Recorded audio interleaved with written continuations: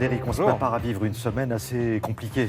Oui, et puis c'est évidemment, outre la chaleur, la sécheresse que vous retrouverez dans le Parisien, Libération ou encore Les Échos, les terres brûlées, la ruée vers l'eau, une sécheresse exceptionnelle. Et vous voyez sur la carte en haut à droite que ce n'est pas seulement le sud de la France, même les départements du centre-ouest sont dans une situation très grave. Et au-delà de nos frontières, la photo, c'est les très importants incendies au Portugal où il y a eu plus de 100 morts, rappelez-vous, il y a 2 ans. Alors les journaux nous disent que c'est la canicule de trop, comme ici le Parisien qui fait la liste des cultures les plus menacées, le maïs, la vigne, les pommes de terre, le blé, l'orge, certains fruits, l'herbe pour le bétail, etc. Libération, à droite, relève de plus en plus de conflits entre agriculture et écologie. Libé prend l'exemple d'une région du Maine-et-Loire où les prélèvements pour l'irrigation représentent la consommation annuelle en eau de presque 300 000 habitants. L'article stigmatise, je cite, des discussions de marchands de tapis entre l'agriculture et les autorités pour prélever de l'eau pour les cultures. Alors, je cite encore, qu'on a choisi dans ces régions des cultures très gourmandes en eau. Le problème étant que des cultures nécessitant moins d'arrosage existent certes, mais qu'elles rapportent moins d'argent. Conclut l'article, je vous renvoie à tous les journaux pour vous faire une idée du débat. Mais il y a ce matin un autre débat qu'on croyait terminé, Le Figaro. Le Figaro monte au créneau pour défendre François de Rugy avec des mots très durs contre la presse. Le Figaro parle, je cite, d'un emballement médiatique et même d'une tyrannie médiatique avec cette phrase.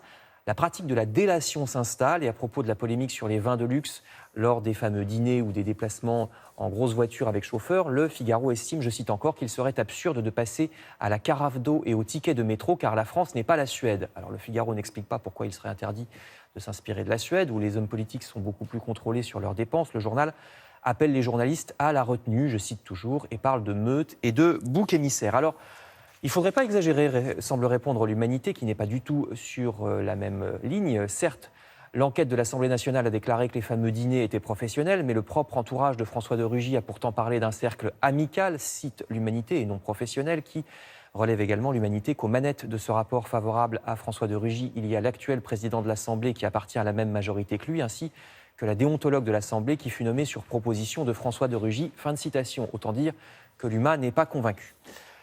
Alors, l'UMA préfère s'attaquer ce matin à un autre sujet, les violences policières. Le journal raconte que les victimes de violences policières sont en butte à des procédures inextricables quand elles portent plainte. Par exemple, dans le cas de la mort il y a 3 ans d'Adama Traoré, c'est un article également dans Ouest France. À propos des blessures par LBD, les lanceurs de balles de défense, le site web de France 3 publie cette photo. Vous voyez, c'est voilà, la photo ici à gauche d'un homme qui a perdu un œil ce week-end à Lyon. Et Libération reprend les déclarations de personnes qui affirment qu'en pareil cas, la police chercherait à effacer les vidéos tournées par les témoins. Je vous renvoie à tous ces articles pour vous faire une opinion. Enfin, il y a une autre histoire où il s'agit de se faire une opinion, mais cette fois-ci sur nous-mêmes, sur notre responsabilité dans la marche de la société, puisqu'après tout, nous avons la chance dans nos démocraties européennes de choisir nos dirigeants. Or, choisissons-nous toujours les bonnes personnes? Le Parisien explique qu'au Royaume-Uni, mais on pourrait dire la même chose certainement de nous, Boris Johnson va probablement être nommé Premier ministre, on le saura demain. Boris Johnson, dont l'article rappelle qu'il est incompétent, incapable de maîtriser les dossiers quand il était ministre, qu'il a laissé Londres très endetté quand il fut maire,